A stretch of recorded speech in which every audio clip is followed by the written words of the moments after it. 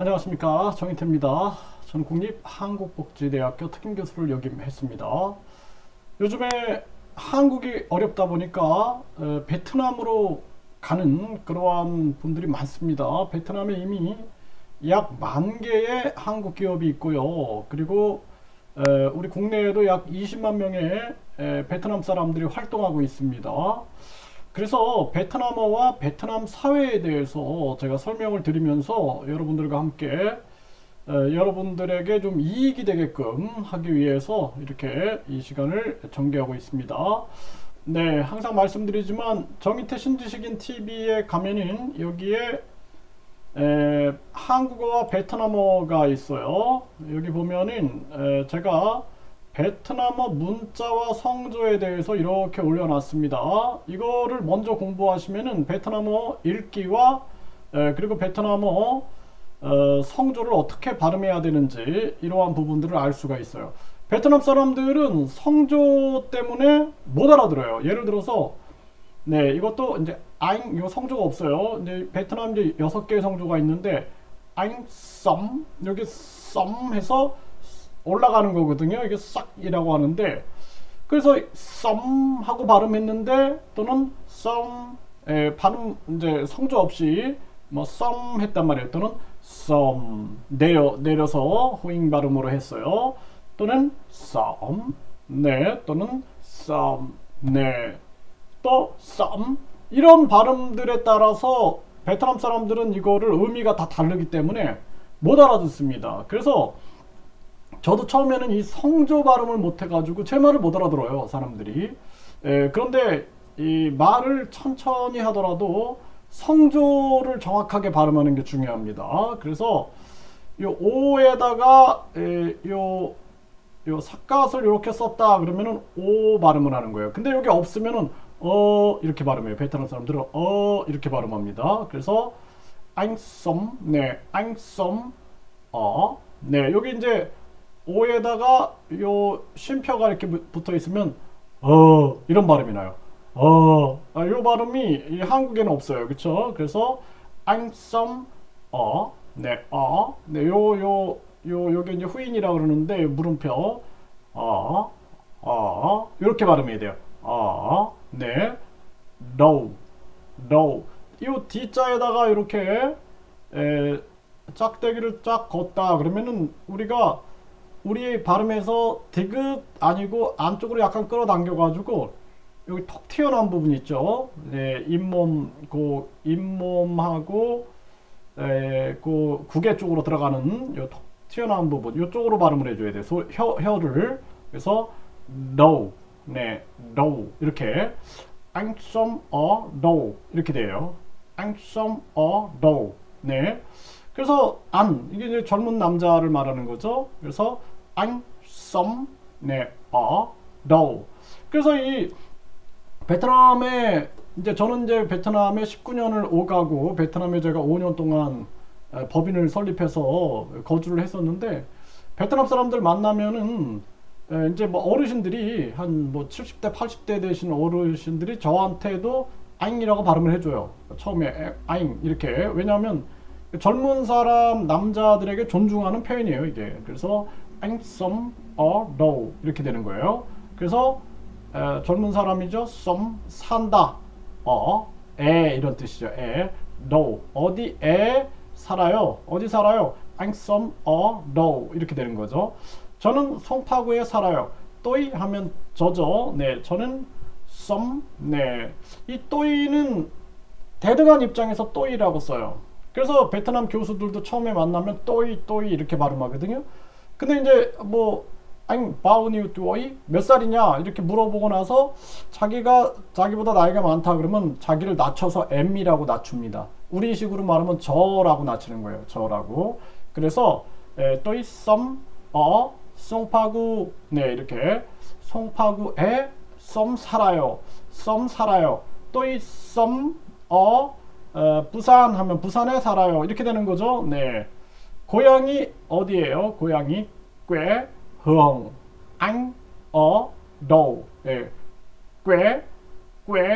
흥, 네, 고향, 네, 흥, 안, 네, 꾀흥 하면은 고향이에요. 고향. 앙. 네. 그 당신의 고향은 너 이렇게 물어봤어요. 어딥니까? 베트남 사람들은 이 고향, 가족의 이런 게 굉장히 강합니다.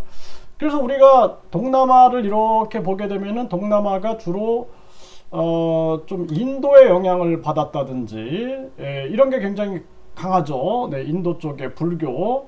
그런데 베트남은 북부에서 시작을 한 거예요. 그래서 우리가 이 남월, 비엔남 이렇게 하잖아요. 비엣이 이제 월이라는 뜻이에요. 그리고 남, 그래서 월남이라고 하는데 남월국이 있어요. 남월 왕국이 있는데 그 과거에 고대사로 들어가면은 이것이 이제 그 베트남 북부에서 시작을 합니다. 북부에서 시작을 해요. 그래서 베트남에 보면은 이 소수민족이 굉장히 많아요. 그래서 53 소수민족이 있고 이제 베트남의 낑족이 주류를 취하고 있는 거죠.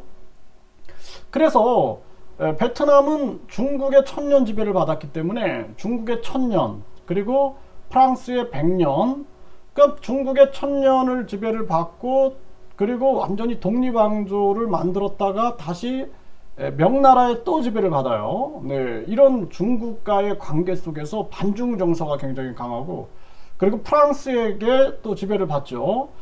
그리고 몽골한테 3번 이 공격을 받는데 이걸 다 막아냅니다. 그래서 이 동남아 쪽에서는 유일하게 베트남이 이거 다 막아낸 거거든요. 몽골. 그 미국과의 전쟁에서도 이겼죠. 또 중국과의 전쟁에서도 이겼어요. 이게 자부심이 굉장히 강합니다. 베트남 사람들의 자존심을 건들면 안 돼요. 그래서 베트남 사람들은 자존심이 굉장히 강해요. 그래서 실로이 이거 미안하다는 말 잘 안 해요. 그래서 제가 베트남에서 법인 만들고 활동할 때 이걸 많이 가르쳤어요. 저부터도 미안하다라는 얘기를 항상 했고 내가 잘못하면 실로이 네 이렇게 얘기하고 너희들도 잘못하면은 실로이라고 얘기를 해라. 미안하다라고 얘기하라. 이게 잘 안 합니다. 그래서 부끄러움도 있겠죠. 그래서 이런 부분이 있어요.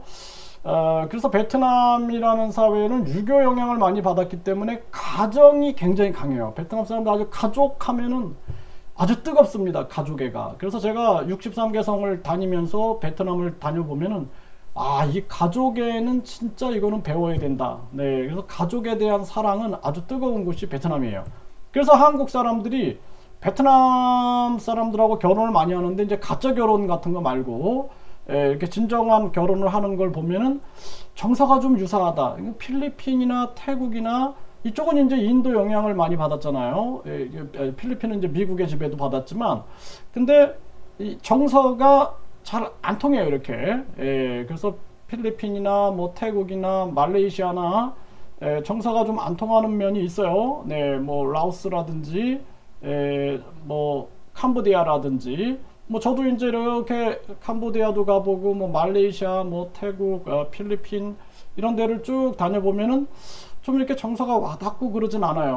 뭐 호주도 그렇고 뭐 이렇게. 그런데 뭐 일본이나 중국도 마찬가지였던 것 같은데 근데 베트남 사람들은 굉장히 정서적으로 우리가 공감되는 게 많아요. 이게 왜냐하면 중국의 1000년 지배를 받았고 유교 문화이기 때문에 그래요. 네, 이런 부분입니다.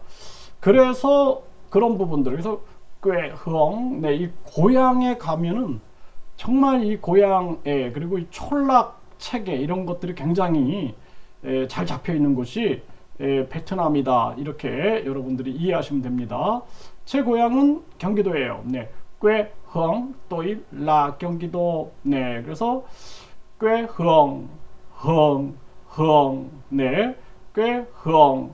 네, 요 유자에다가 요 물음표를 이렇게 달아놓으면은 우 발음이 아니라 흐 이런 말, 흐 이런 발음이죠. 흐흥. 네, 그래서 꾀흥 또이 내 고향은 라 모모예요. 경기도예요. 이렇게. 네, 그래서 고향에 대해서 제가 좀 말씀을 드렸어요. 베트남에 저도 이렇게 뭐 시골 동네 뭐 예전에 제가 하띵이라고 있어요. 베트남에 그 하띵이라는 데 갔는데 깜짝 놀랐어요. 아이들이 소 타고 다니고 그러는 거예요. 완전히 동화 속의 나라인 것 같았어요, 거기가. 근데 가니까 완전히 그 외국인이 1000년 만에 온 것 같다, 자기 마을에. 그래가지고 그 친구들이 이제 뭐 돼지도 잡고 막 이렇게 해가지고 파티를 열어줬는데, 뭐 그 동네 그 이제 우리식으로 말하면은 뭐 이 면장 정도 되겠죠. 면장부터 해가지고 이 주띠 해가지고 주석이라 그러는데, 아니 사람들이 한 100명 정도 와가지고 막 축하해주고 막 그러는데, 이 문화가 딱 그런 부분이고, 그리고 이제 그 경찰이 계속 지키더라고요. 그래서 이제 뭐 그 베트남 사람들은 이제 저를 보호하기 위해서 경찰이 지킨다 그러는데, 아마도 뭐 감시 보호 둘 다 있지 않겠는가 이런 생각을 하게 됩니다. 그래서 이런 그 문화, 베트남의 이 고향 문화. 그래서 베트남에 이제 지인들이 있으면은 시골에 한번 가보시면은 고향 문화들을 많이 느낄 수가 있어요. 그 옛날 한국의 문화하고 아주 유사한 그런 촌락 문화를 가지고 있다, 이렇게 보시면 되고요. 저는 이 베트남에서 배낭을 메고 63개성을 다 다녔어요. 혼자 이렇게 다녔는데, 다니다 보면은 좀 위험하기도 하지만 뭐 이렇게 산속 마을 같은 데 지나가는데 멧돼지 떼가 이렇게 다니는 거 보고 아주 뭐 진땀이 나는 상황도 겪고 그랬는데, 그런 부분들도 있고, 뭐 이제 사람들도 공격적인 사람들도 있고 그렇게 했지만 또 이렇게 호의적입니다, 많이. 그래서 베트남에 이렇게 여러 곳을 다니다 보면은 또 베트남의 문화를 또 인식하게 되는 거죠. 네, 어디 살아요? I'm from do. 저는 송파구에 살아요. 또 있어머 송파구. 고향이 어디예요? 꾀흥. I'm do.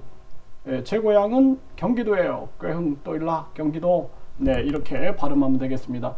네, 여러분들 이렇게 조금씩 공부하다 보면은 쉽게 요거 이제 단어, 한 단어의 의미가 무엇인가를 조금씩 알아가다 보면 나중에 내가 조합해 가지고 이 언어를, 문장을 만들 수가 있겠죠. 네, 그렇게 학습하시길 바라겠습니다.